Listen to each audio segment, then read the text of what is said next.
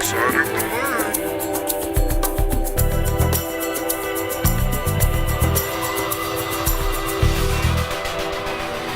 While our very wet weather continues, 3 people were injured with 1 in the hospital as storms Monday brought 4 tornadoes to 4 counties in southeast Kansas, leaving more than $1 million in damage in and around the towns of Fredonia, Humboldt, Girard, and Xenia. 10 homes were destroyed and dozens more heavily damaged. The Crawford County Implement Company was destroyed, as well as an abandoned power plant north of Sedan. Numerous outbuildings were also leveled, and baseball-sized hail fell near Xenia tornado. In national news, Vice President Spiro Agnew denies rumors of his resignation while facing federal tax evasion charges in Maryland.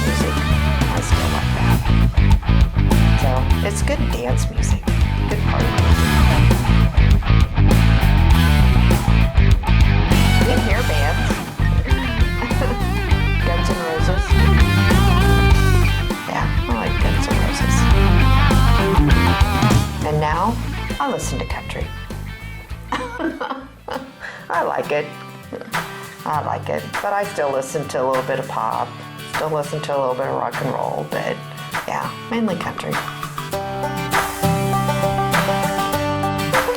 I am Diane Doll. I am 57 years old. I was born in Lyons, Kansas. I grew up 8 miles north of Little River on a farm that my parents and I, my brother and sister, moved to in '65. And that's where I went to school, lived next door to my grandma and my 2 uncles. And we farmed, started out with pigs and sheep, and then went to cattle. And my dad, we raised wheat and milo, soybeans, and I was either in school or working on the farm. We farmed with Granddad Hubbard, and my parents, they met in high school and married. My dad served in the Army for 2 years along with his twin brother, Bill. And they came back. Mom and Dad lived in Wichita for a time and then ended up moving to the farm originally over by Lyons, Kansas, is where we lived on a farm. And then in '65, my parents bought the farm north of Little River. And they still currently own it. They no longer live out there. We've moved them into town, but they still own it, and we still get to go out there and still be on the farm, and a lot of family members hunt, so it gets used. I went to school at Little River. When we moved over there in '65, I would have been in 3rd grade and went all the way through high school, graduated from there. And then I went to Brown Mackey after that. There was a 9-month secretarial accounting course that I took and graduated from there and ended up moving to McPherson and working there for a year and then moved to Salina and been here ever since.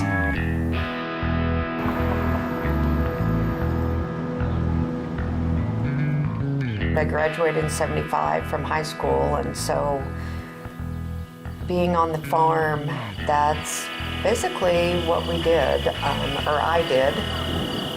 I worked on the farm and I ran a tractor, working in the field, pulling discs, chisels, putting anhydrous on, driving the wheat truck during wheat harvest every summer. That's how I earned my first car, was working the summer and doing all of that. That's how Dad bought me my first car for my summer wages. I finally got old enough, I guess, to earn those summer wages and got me a new car, or got a car, wasn't new. '68 Mercury Montego. My dad paid cash for that thing. It was dark green. It was an awesome car. I was so proud of that thing. I put shag carpet in the back window. It was so cool. Yeah, I even put it on the dash. Hey, that was the thing back then. You know, the '70s, you had shag, psychedelic, you know, lava lamps. It's cool. Yeah, shag carpet. You know, once I got wheels, then I was able to leave and go out with friends and travel. I would help taking care of the household, the house, inside. My sister, 7 years younger than me. Of course, my dad was outside working all the time. My mom was always outside working all the time. My older brother. So my sister, who was younger than me, I would be in the house with her, or she would be next door at Grandma's, and I help with taking care of the house, with dusting and vacuuming and doing laundry. Didn't cook a whole lot. I remember taking loads of sheep to the sale yard in Wichita until I graduated from high school and left home. Of course, I couldn't get farming out of my blood, the country. I always said that I wasn't going to go back because I just thought it was just a bad life because all I ever had to do was work. But afterwards, and once I was away, every summer harvest would come around, and man, I had to go back because it was fun. It was a lot of hard work, but it was fun. There was lots of family. Oh yeah, you couldn't keep me away, not during harvest. It was, yeah, a lot of hard work. It was hot, but it was fun, a lot of fun.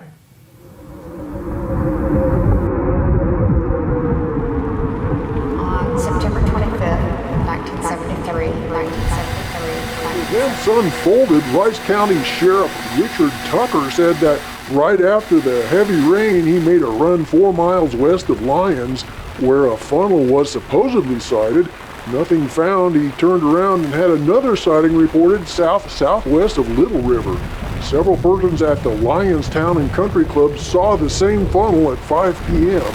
Tucker confirmed a tornado, or what appeared as 3 tornadoes, near Road M and 26, which tore up a hedgerow and damaged outbuildings on the D.C. Connery farm. The storm then headed north to Little River, where the siren blew for a minute before the electricity was knocked out. The high school was right in its path.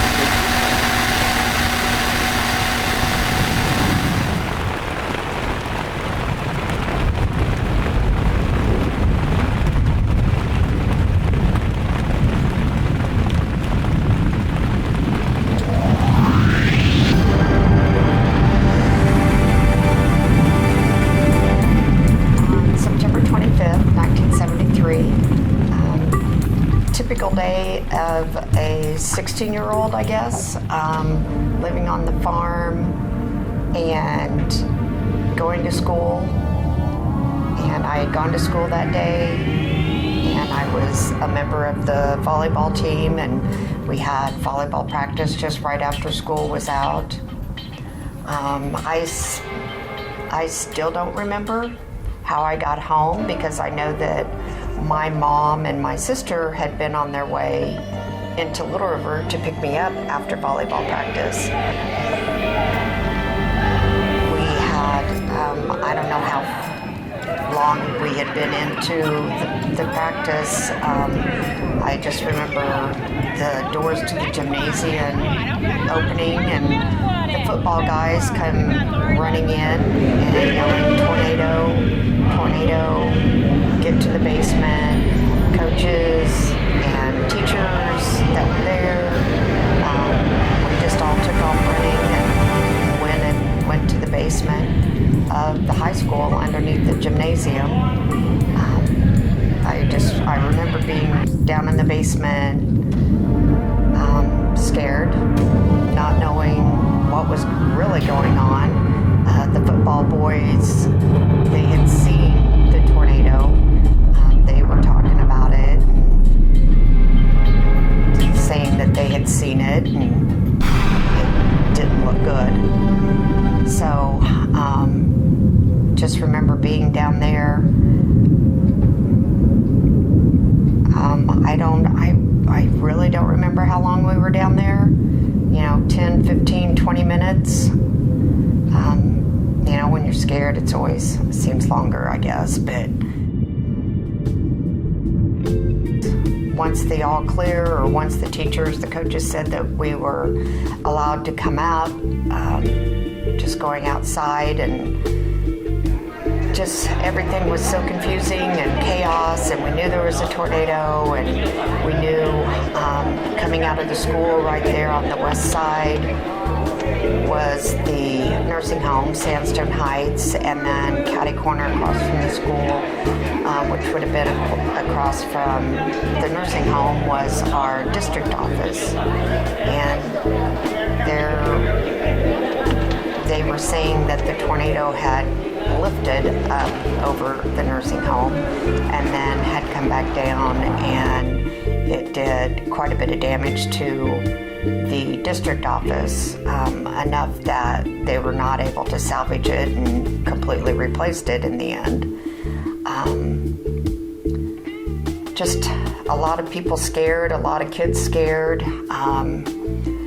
We knew that it was headed north, but didn't know exactly what direction north. I remember thinking that and wondering if it was headed to my parents, and who all's places it may be hitting that I knew, the kids of that I went to school with, their families.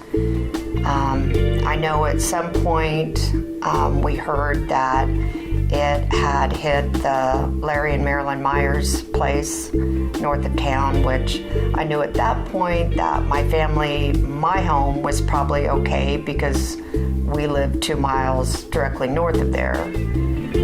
But at that time, I did not know that my mom and my sister had been at that residence when the tornado went through. My mom was driving their service truck at that time, and they were headed into town. My mom spotted the tornado and could see it. She was concerned going by Larry and Marilyn's about that family. They had just brought home, just a few days old, their daughter, Gretchen, and had no idea if they were aware of the tornado or not.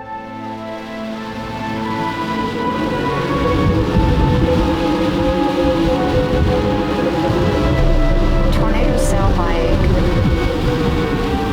chaos. I never heard the freight train sound, but I heard wind, enormous. We interrupt this program to bring you the following tornado warning from the United States Weather Bureau. This tornado has touched down, but was reported as a funnel aloft. Stay tuned for the full story. It's very loud.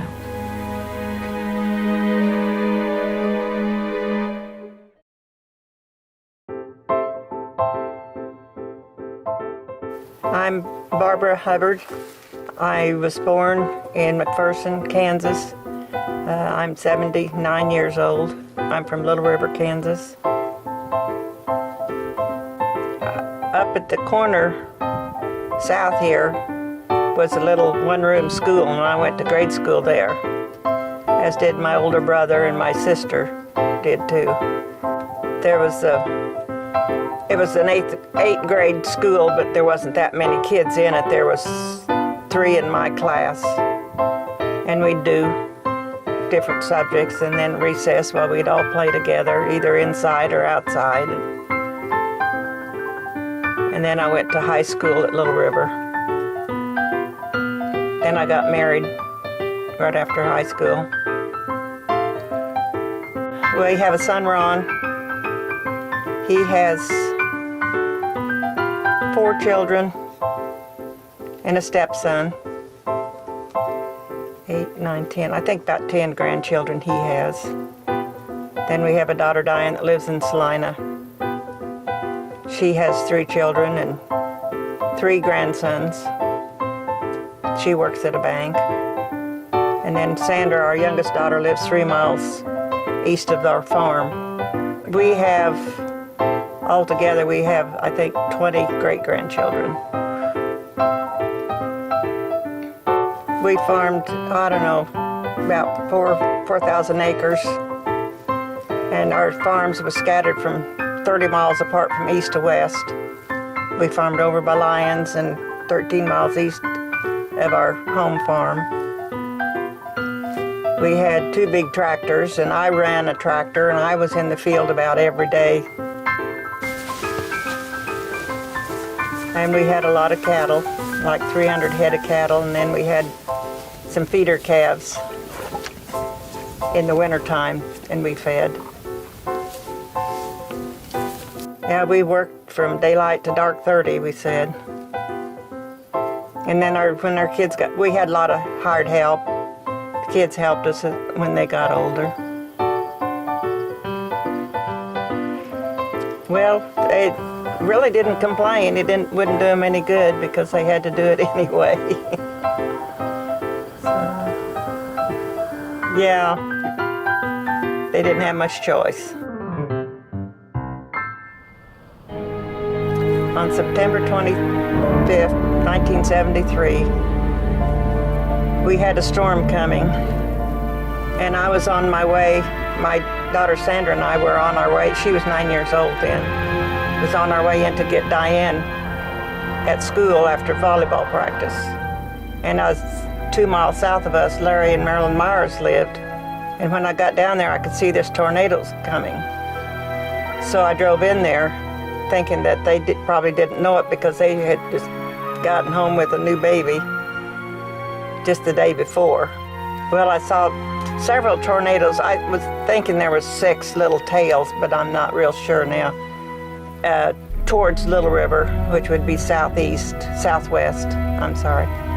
And then by the time we got in the cave, it was just one great big wall of a storm. I am Larry Myers. I'm 75 and I was born in Windham, Kansas.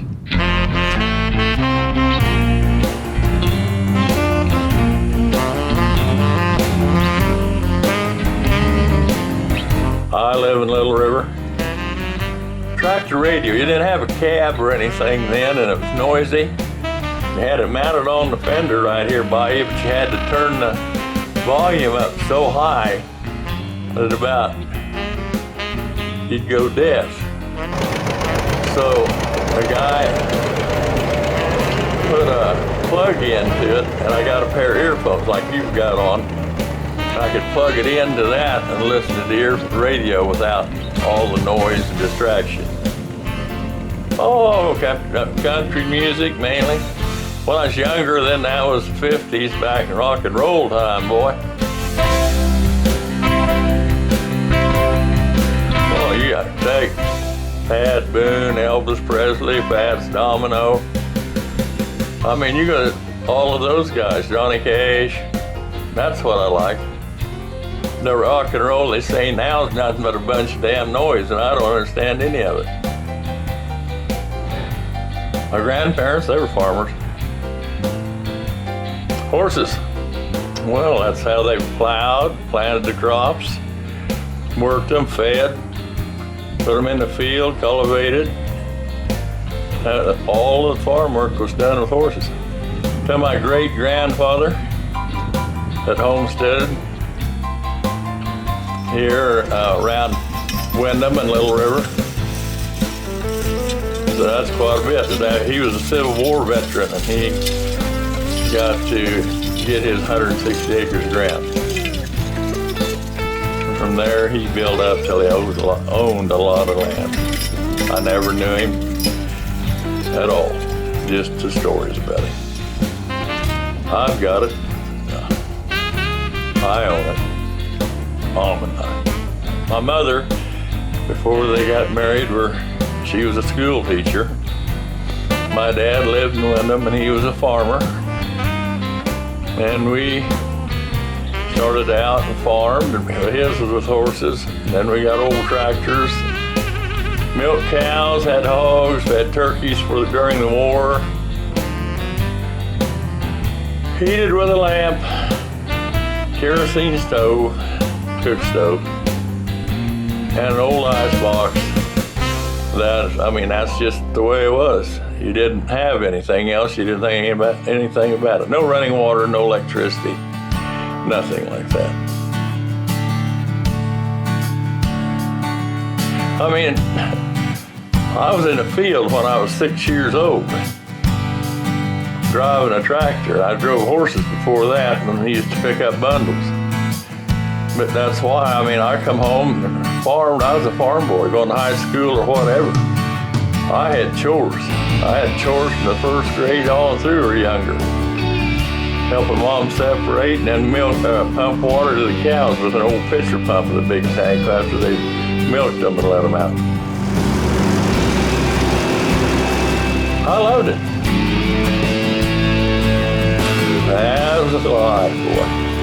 I loved it. It's hard work, but it's not like now. Everything was done by hand.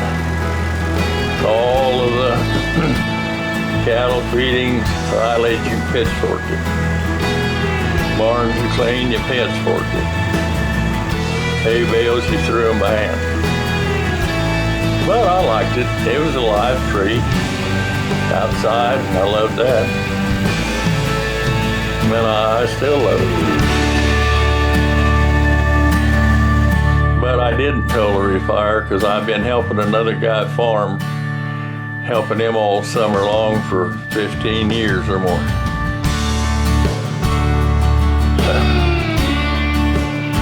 Well, what I like the best, I've been running a great big four-wheel drive tractor with duals all the way around. You sit in it, it's air conditioned, you got stereo, radio, and all of that. Great big wide implements behind it. You can cover a lot of ground in a short period of time. It's different than the old iron seat. No cover, no nothing on you. That's why I have skin cancer. I have to go get checked on all the time, sunburn. I've had 2 big hunks of my lower lip taken out.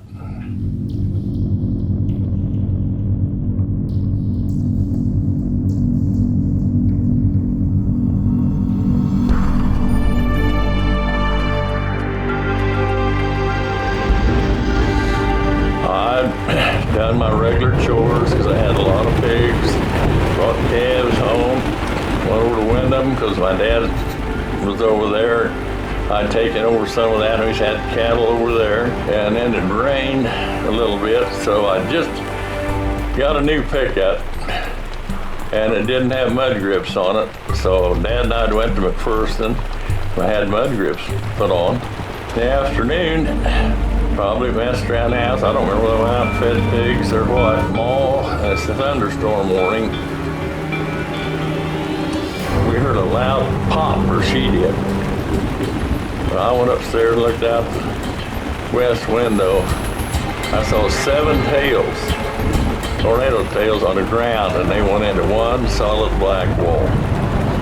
Yeah, I was watching it, and when them 7 tails went together, and I had them down the cave before Barb showed up.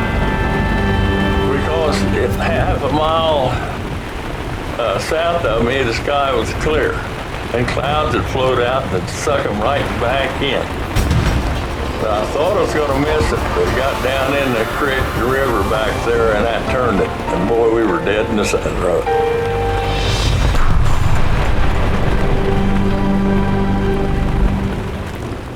I'm Marilyn Myers. I'm 72 years old and I was born in Beloit, Kansas. I now live in Little River, Kansas. My grandparents on my mother's side, her father came here as a young man from Germany. He was very well educated and a wonderful musician, but he worked at various jobs.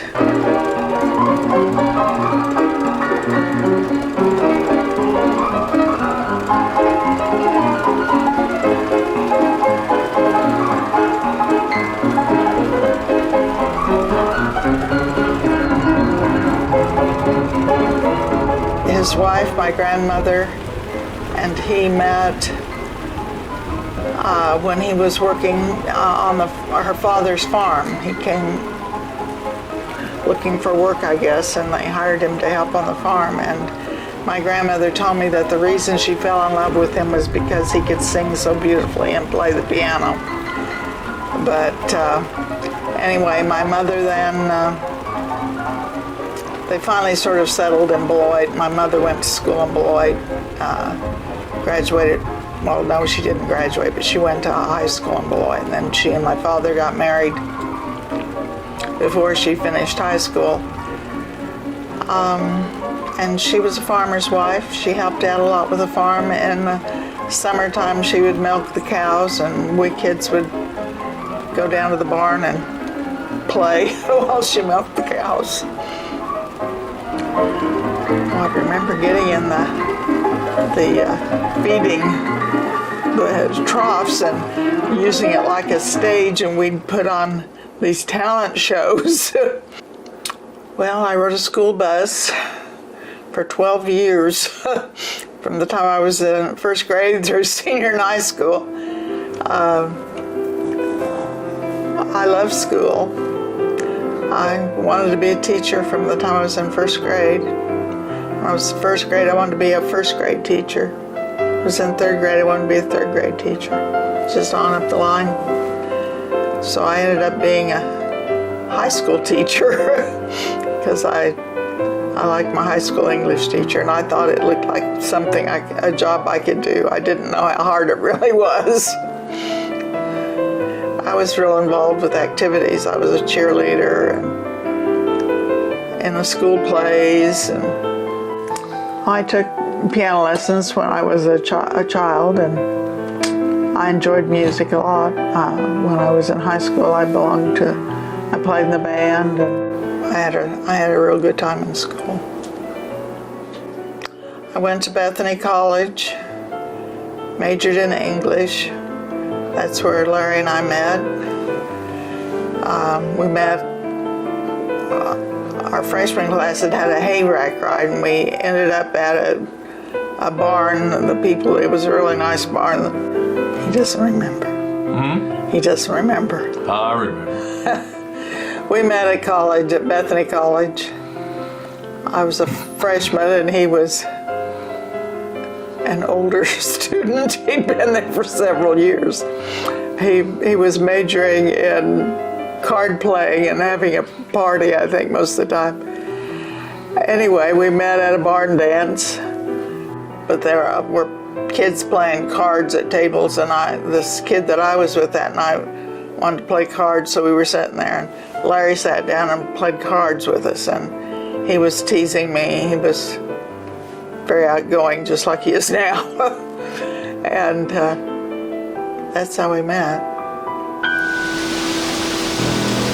We were going steady before too long. We got engaged in June after we met in, I suppose it was October or so when we met. Sounds perfect. She was good looking, and wow, I gotta see if I can date this gal. She agreed. Well, we were both farm kids, so it was kind of appropriate, I guess I should say, that we met in a barn. Because I was usually full of it anyway, so.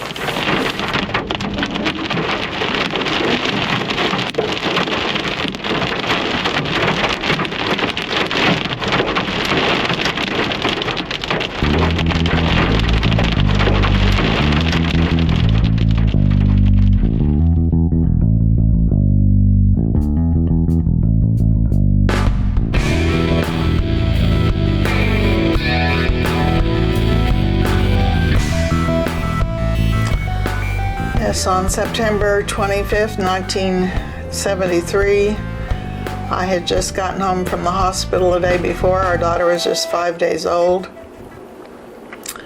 And I wasn't feeling very well that day. I don't remember a lot of what I did. I had to take care of the baby and our 3-year-old son, but I was just mostly lying around in an old bathrobe, feeling sorry for myself, I guess. And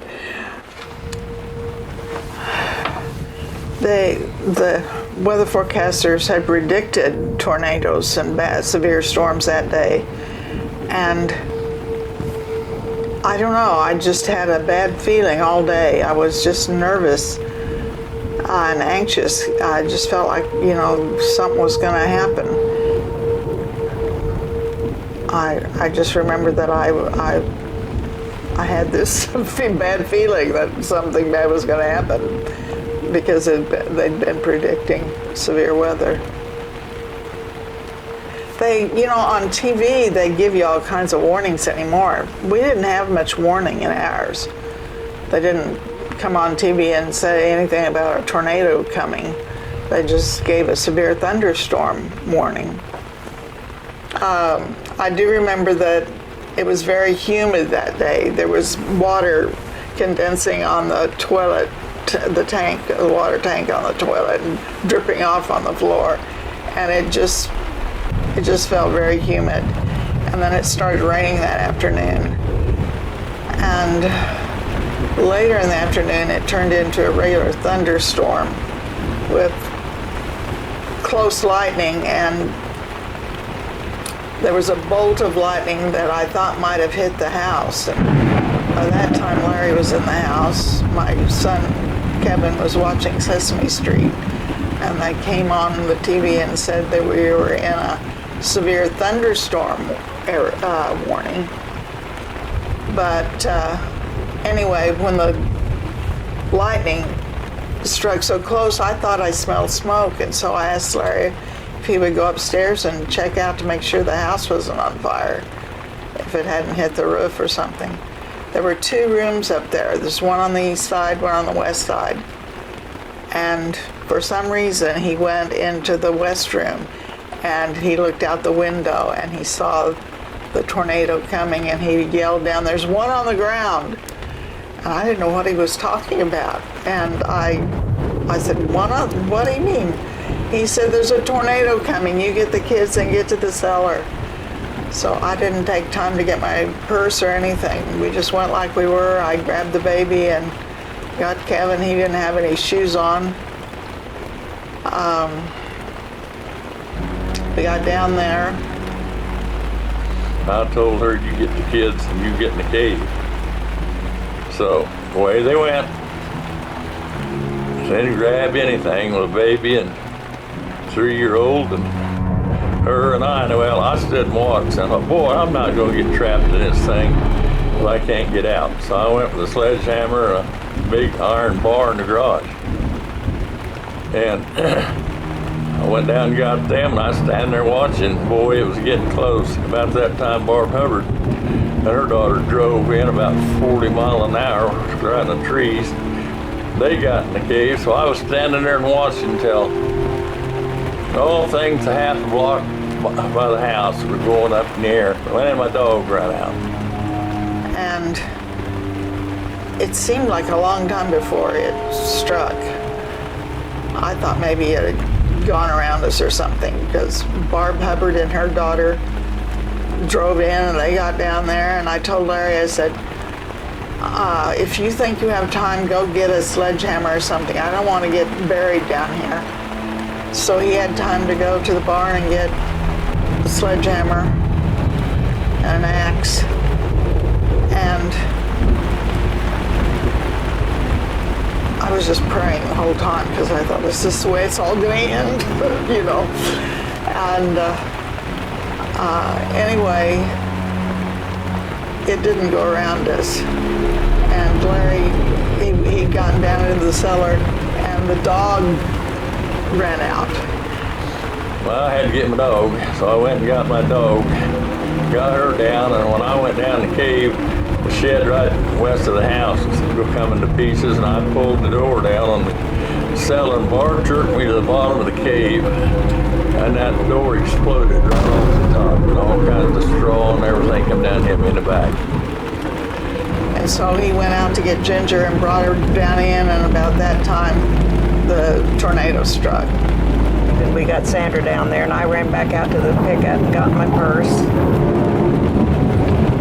Gretchen was the baby, and Marilyn put her finger in her mouth to keep her mouth open so the pressure would hurt her ears.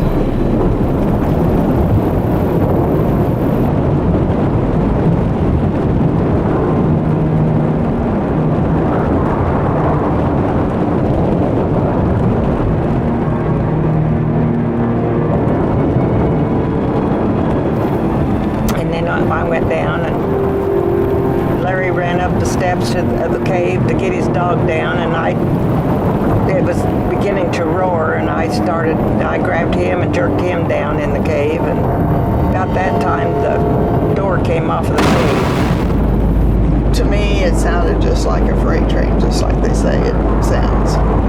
And I don't know, it's been too long ago, I don't remember how long it lasted, but it was just a miracle that we were down in there. If we hadn't had a cave, we couldn't have, we wouldn't have been alive. The cave was dark, and we could hear the roar of the tornado going over.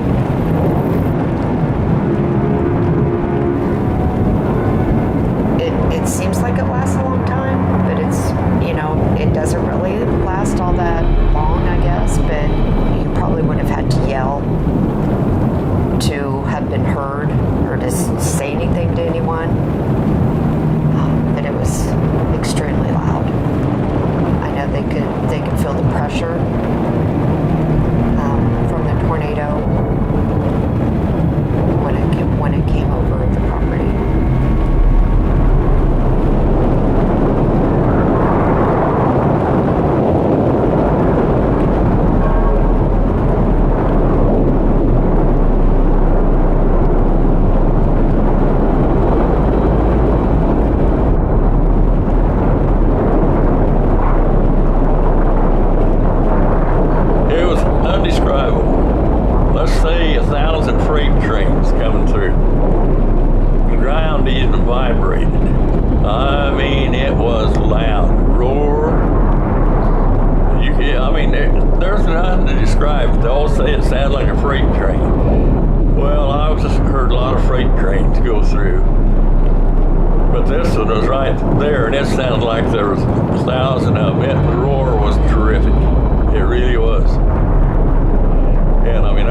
It's undescribable, I can't tell you.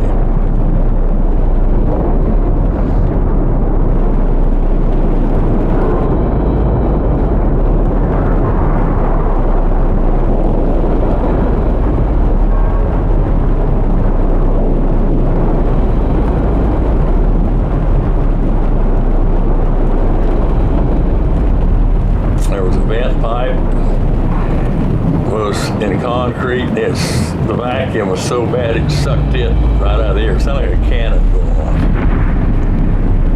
And boy, I was screaming at them, open your mouth, punch your ears closed, because the vacuum was horrendous. I mean horrendous.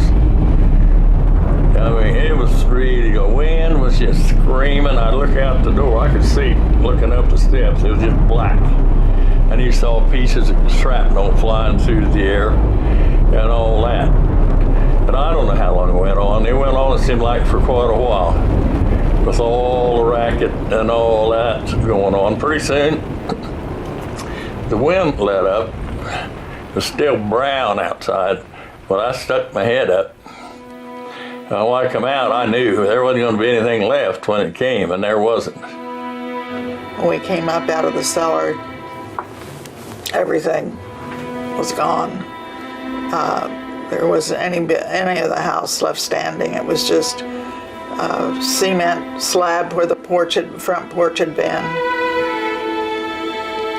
And about the time, it seemed like we just came out of the cellar and these neighbors came driving in. I mean, I had calves wrapped around trees, dead pigs everywhere, dead animals, you name it, because there wasn't a thing standing. That wind swept, the tornado took the house, and there wasn't even a stud left there, anything, just the concrete. And sat in the middle of the house was what we heard, a big thump in the cage as a baler. It'd come from a shed out there about 200 feet through the air. Hit the cave and bounced and sat down in the house where the frame was. But there was no buildings, upright silo, nothing standing. No sheds back there. The concrete where you'd had hogs and cattle inside was swept totally clean. Trees were broke off. Things wrapped around trees. My pickup was clear a quarter mile across the road down in a gully. That's where Hubbard's service truck was, and I think the biggest piece they found it was rear axle, or rear end. But the propane tank, when I come up, was blowing. I thought, oh Lord. And I got over there, and I figured to take the valve, but the valve was there, I could shut it off. But I could hear calves bawling and pigs squealing and cats meowing and was about to die or were dead. I mean, that's all I heard was stuff like that. There wasn't anything falling, it was already gone. Everything was flat. There wasn't much to hear except for the animals that were still partially alive.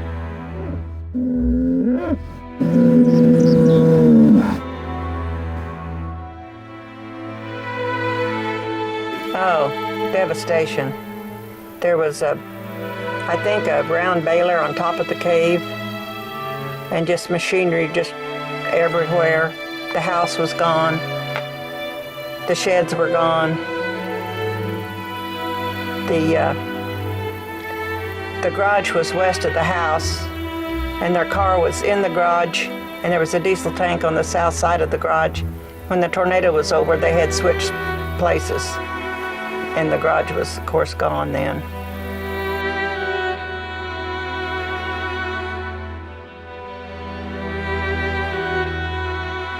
I was driving a red Ford pickup. That was our service pickup. It had tools, diesel tank on it, and it was scattered for about 3 miles across the field in a pasture, in a field, across the road in a field, and the tools were everywhere. We found some, but not very many. It hit a neighbor just about 3/4 of a mile from them, our Janice Payton place. The Paytons had just moved there about a week or so before that. But luckily they were not at home. They were all in McPherson. And when they came home, their home was gone. Yeah, there was a hedgerow on the west side of the Payton house, and it was just twisted all up. Mm-hmm.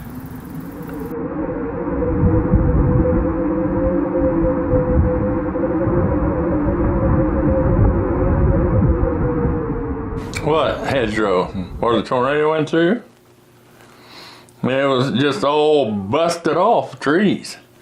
Small ones were. It just took all the tops and leaves and everything else. It wasn't a hedgerow, it was big elm trees. They just looked like they'd been sawed off and stumps sitting up in the air. They just bought that place from some people named Clark and Suzanne Borth. They were the ones that left their farm equipment in our yard. They had moved to Canada. They were going to try farming up in British Columbia. The big tractor was the neighbor's. He moved to Canada, and it picked it up in the air. So I don't know how high. It broke the front end out from under me. It rolled it over several times, but it set it back upright with the front axle under it, but it wasn't in the right place. It was backwards. The farm truck, big truck he had there was totally annihilated.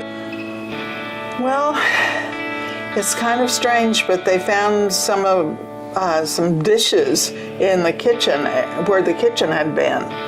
And I had several plates of my china that were intact without even any chips. They were, of course, muddy and had straw all over them. They had to be washed up and everything. Some Corningware baking dishes and things like that were found. All we found at the table was two of the legs that were out in the ditch, and they'd been rained on for so long before we found them that they weren't any good for doing anything with. The flooding, after the rain, or after the tornado, it rained 11 inches in this area. I mean, everything went out of the banks. People in this town down here on the north end had to be rescued out of their houses. They had water chest deep coming down through there. But it rained 11 inches, it flooded everything everywhere. You couldn't get out of town going north because those were all underwater. They were sandbagging clear up to the elevator by that hill, trying to keep it out from coming on into the elevator. They're coming on up the hill into town.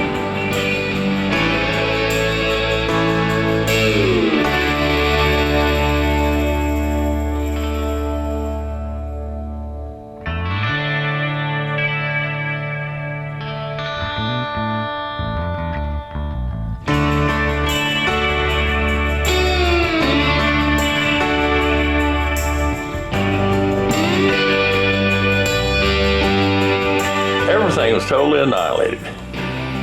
And the old pickup, Studebaker, where it came out where the tree was, it was wrapped clear around it. And when farmers came with loaders, they had to unwrap it. And there was a stock trailer wrapped around the inside of it. That's the hole in the ground we came out of to survive the tornado. The door got sucked off, we could go back in there, and it was concrete, and it what saved our lives. Glad it's over. You know, it's been 41 years ago, so time has kind of mellowed us out, I think. And, we don't remember every little detail. No, I can't remember every little thing at all about it. So we're alive. It was an experience. Yeah, once. Had our turn in the barrel. We sort of date things before the tornado and after the tornado. Yeah. That's about it.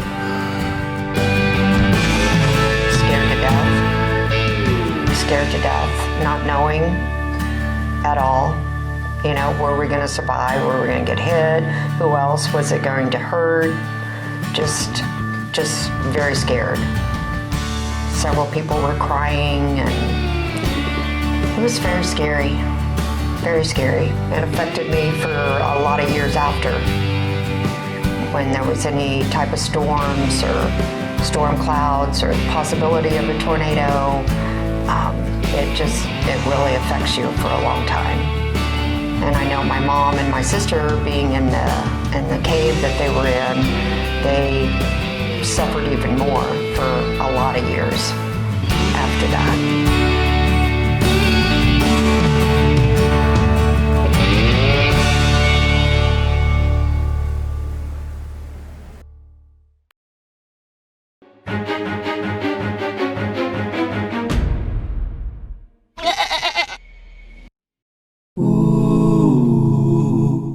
I'm Richard J. Hubbard. I'm 80 years old.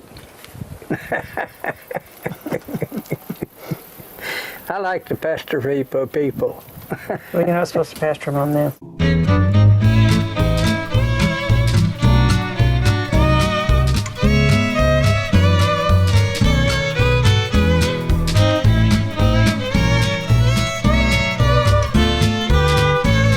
My roses are blooming. Yep.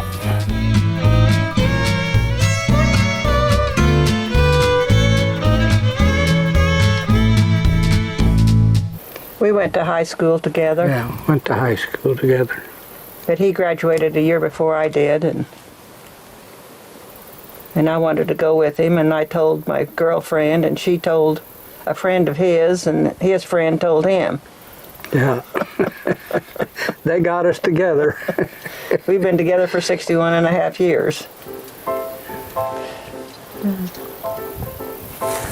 There's a big rock I brought up. We got that out of our pasture. And I didn't carry it. Married life is fantastic. Your flowers there are blooming. Yeah. Huh? Yep. Because the lady I'm living with is great.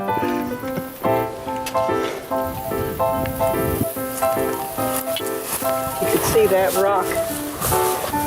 It looks like the United States, more or less, with your imagination. Florida's kind of broke off. Oh, she'd help me get the cattle in or get them out, whatever we had to do. Weather vane that's been hit with the tractor and loader. Yeah, she run a tractor too. Always had John Deere tractors. John Deere. Is there any other kind? We had horses. Yeah, I had horses. We used to ride horses. John Deere is real happy with me. If we were catching the cattle or driving them on the road or something, we'd ride our horses. And neighbors would help us. Oh yeah, that back in those years, the neighbors was glad to help you. Yeah, they still do. Yeah, they still do.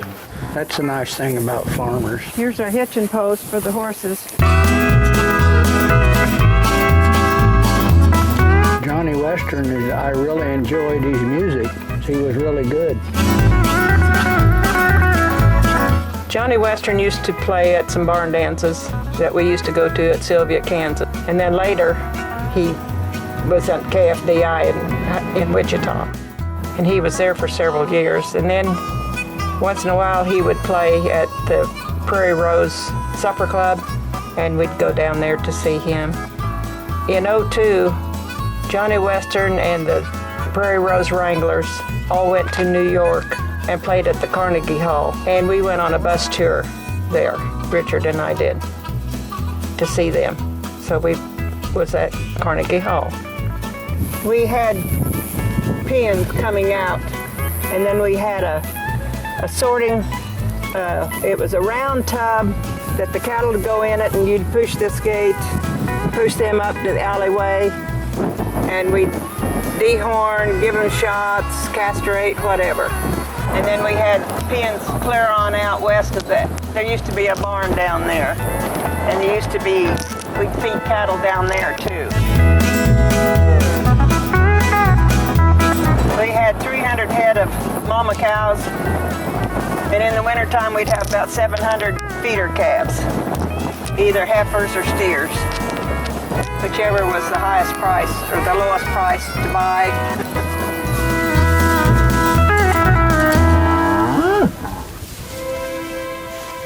Farming is dangerous for a lot of reasons, but that was a nasty war. Vietnam was a bad war. My husband escaped it. He was in the service between Korea and Vietnam. I went in the Air National Guard. I didn't have a chance. I was drafted. I was drafted. And I went. flight line on aircraft, fueled them, whatever it took. You got them all ready to go pre-flight, and then when they come in post-flight. Yeah, I got out before this next one started in Vietnam. Or got really hot.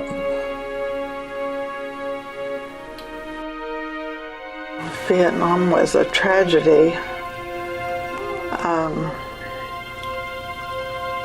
We lost a lot of young men there. There was a lot of controversy over whether we should be there or not. There were protest marches, and Jane Fonda was speaking out against it. And but I guess what I remember most about Vietnam was a young man there in Lindsborg had to go, and when he came home, he came to the high school. Someone invited him to come to the high school and talk to us, and I think the kids were really impressed that he was kind of a hero for everybody. Vietnam, that turned into a circus. And I remember there was protests and everywhere else, but at the college, they shot, I think it was the National Guard, a whole bunch of students. Kent State. Kent State, that they shot there, and it was a bloody mess, and all the guys come back from there were pretty well screwed up from Agent Orange and everything they sprayed the foliage with, and they were down there, and the heat and the flies and everything. The guys come back, and most of them, their minds isn't right hardly anymore. I mean, there's a lot of the Vietnam vets that they go up to the wall, that they don't say much, and that's where most of your motorcyclists now that ride and escort soldiers died.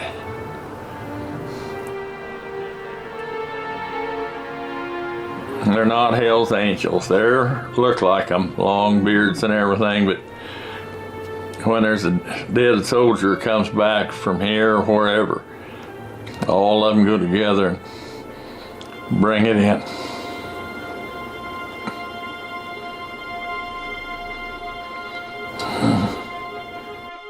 Vietnam was on the news every day.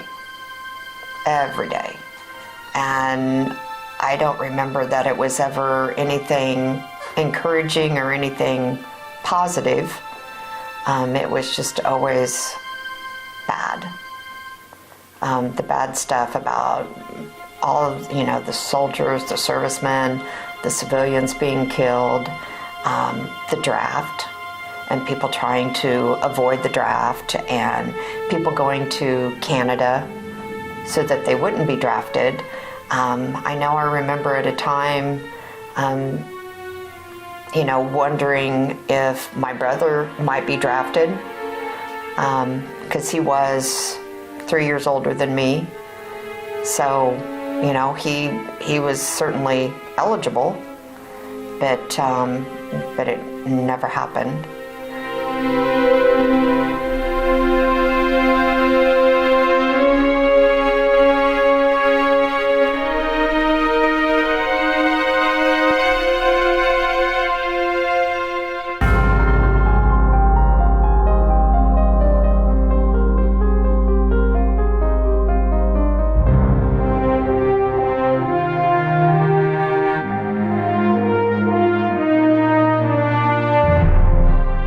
My wife and I were married in August of 1966, and I was still working as an electrical lineman. I had my induction notice and, my pre-induction physical. So after I took my pre-induction physical, I knew I was in good shape. I didn't have all this weight on me then. When I came back, I told myself, they're going to get me one way or the other. So let's get this thing over with. So I went to the draft board and told the lady to put my name at the top of the list. So I was drafted, but actually I volunteered for the draft. In November of 1966, I was in the Army. After my basic training and advanced training in combat engineering, I had my orders for Vietnam. But since my wife was pregnant with our first daughter, they would not send me until the baby was born. The baby, Jamie, was born June the 6th. And I had a short leave. I went back to Fort Leonard Wood, checked out, and headed for California and Vietnam. 19-day period from the time she was born until the time I was on the ground in Vietnam. In Vietnam, I was assigned to the 9th Infantry Division, the 15th Engineers of the 9th Infantry Division in the Mekong Delta section of Vietnam. When I got to our engineer group, the sergeant said, "Oh, you're our new demolition specialist." I said, "Well, you know, maybe." I'd had some training in demolitions at Fort Leonard Wood, but I didn't really feel competent at that time. But at that time in the 9th Infantry Division, each battalion, each infantry battalion had a platoon of engineers assigned to them. My squad was the demolition squad. So we would go out in groups of 2 and 3, along with the infantry, to look for booby traps, blow booby traps in place, blow up bunkers, set booby traps, and then basically fight as infantry. The infantry liked that because we're just another guy. This picture was taken in front of our hooch in Vietnam. The hooch was our living place. So basically was a platform with a tent over it.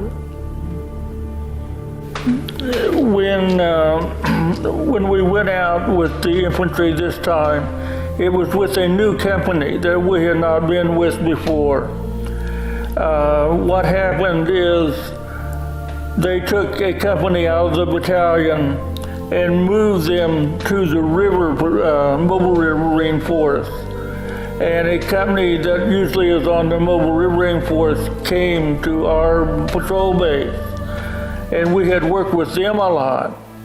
But in October, they switched again. So this was a new company. We really didn't know the people that well. And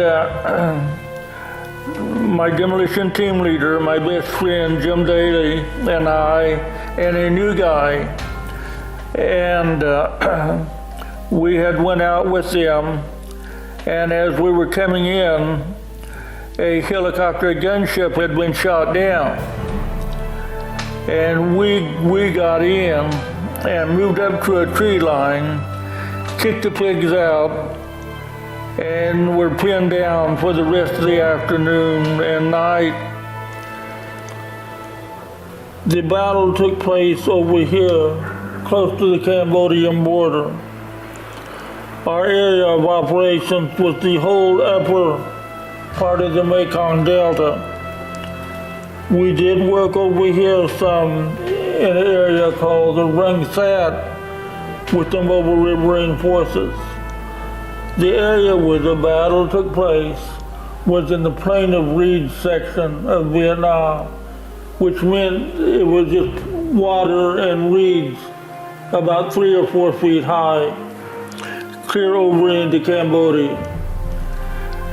And about 2 o'clock in the morning, I heard a mortar slide down the tube, and that's something you never forget. And it blew, and it hit over in the artillery. That was the signal for the attack, obviously, because as soon as that went off, hundreds of Viet Cong came out of the rice paddy, rushing, and what they wanted to do was obtain one of those artillery pieces and turn it around on the Americans. But we were between them and the artillery. So I immediately started to move back to my original position because that's where my friends were. And I was shot in the side, basically my record says the chest, and it knocked me down. It was like somebody took a 2x4 and hit me.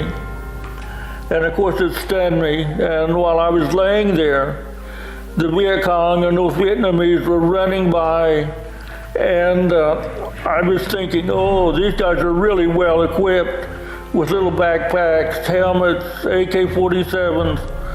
They're not the farmers that we've been usually fighting. They're regular main force units and North Vietnamese. And so that kind of stunned me too. But there was a break, and so I felt good enough to get up and start moving again. And I could see my best friend, he was laying over the sandbag with blood on the back of his neck. And I was thinking, I need to get to him. And I don't know if I ever did or not. But then all of a sudden, things were like watching a slideshow, where you see a slide, then you miss 2 or 3, then you see another one.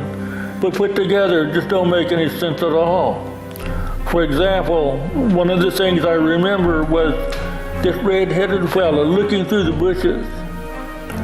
And then the next thing I remember clearly was I was on my back in the middle of the canal and on some type of flotation device. And by that time they were shooting flares up. And I was thinking, turn off the lights, they're going to see us. Didn't make any sense at all. But the next thing I really remember was a bright light like this shining in my face, and a nurse writing me a note that said, do you know where you're at? I still don't remember how I got home.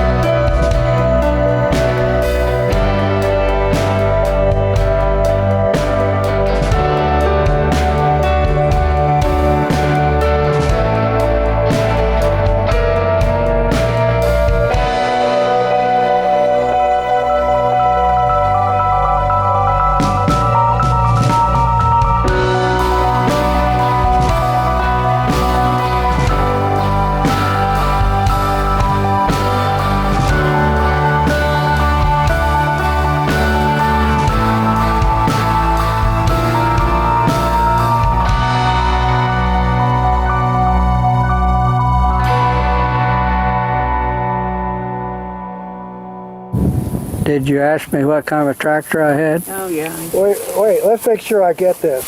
Richard, what kind of tractor do you have? John Deere. That's the only kind there is. It was just like a nightmare.